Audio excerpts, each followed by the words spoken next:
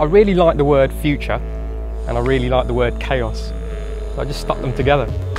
And there's no hidden meaning behind the title. I just really like those two words.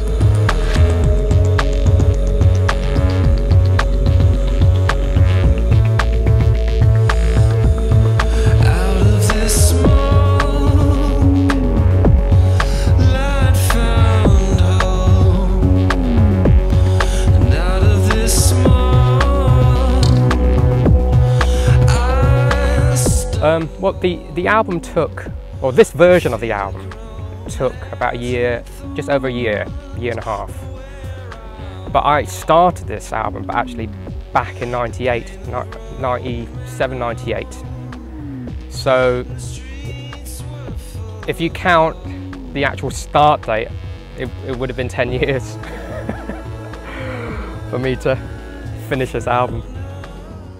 The one vocal that has actually survived from that session is the Jon Spencer track called Fuzzbox, which was recorded back at the beginning of '98 in New York at Chungking Studios with him and the band. So that is the only track that has made it, you know, from that original session for this album.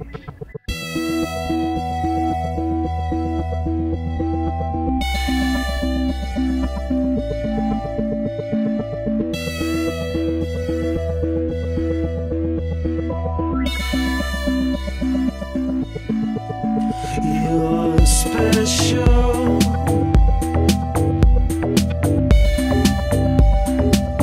Tell me what's your name. The first single from Future Chaos is going to be So Special, and it's a collaboration with Paul Conboy.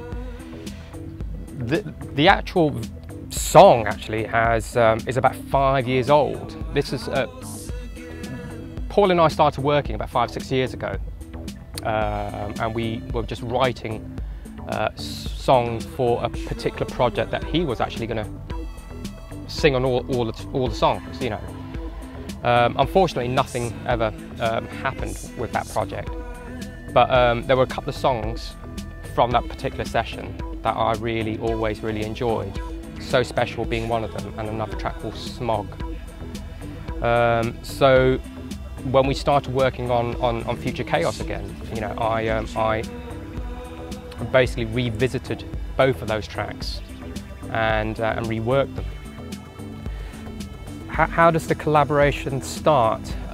It always starts with a basic backing track with no name on it at all. So, for example, I will write basic sketches, which eventually I will send to someone that I think might be suitable for that track. For example, the Fujita and Miyagi collaboration came about because I had heard Transparent Things, their album, and I was just blown away by the whole album. And also, you know, at that time, I was just starting the new Bomb the Bass album, you know, or this particular version of it. And I had a backing track which I thought would be really suitable for David's voice, for David Best's voice. And so I sent the backing track to the band and got a thumbs up, and a month later got Butterfingers, you know.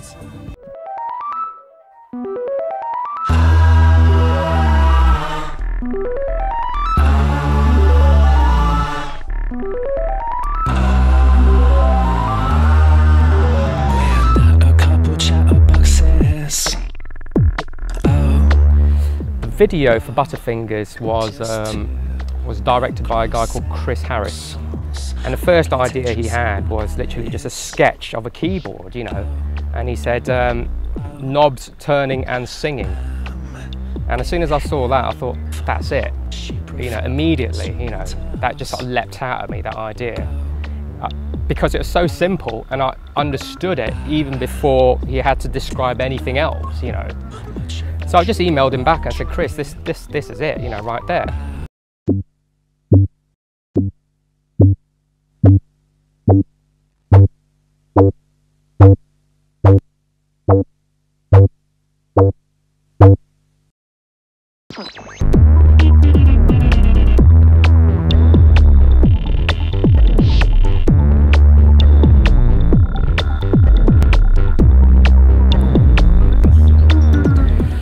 The setup for Bomb the Bass Live will basically be 4 people on stage. I'll be Paul Conboy, who will be doing the vocals and manning the mini Moog.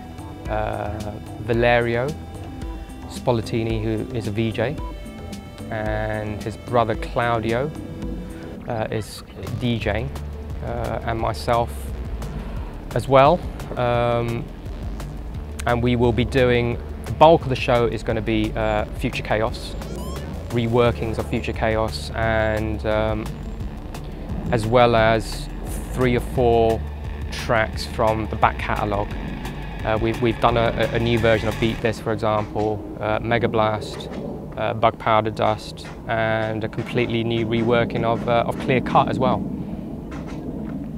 So those are the songs that will form the Bomb the Bass show.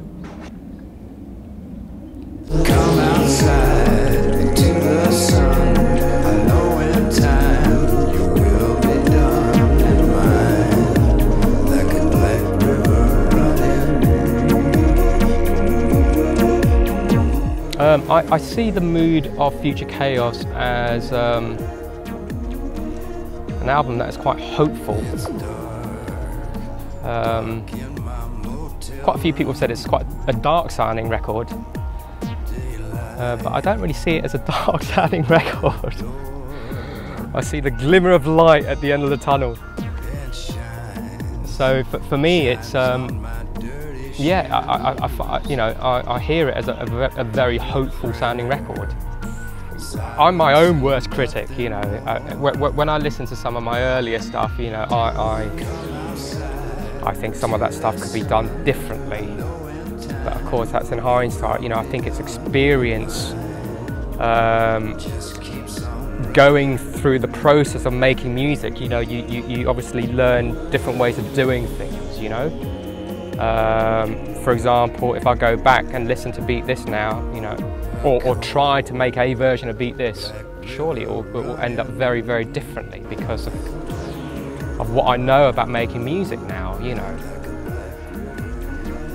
I learn on every record I work on, you know, constantly learning, you know, and I'm still just aiming to make, you know, the record that I don't know if I want to make a perfect record, to be honest with you. I think as soon as you've done that, it's game over. You know.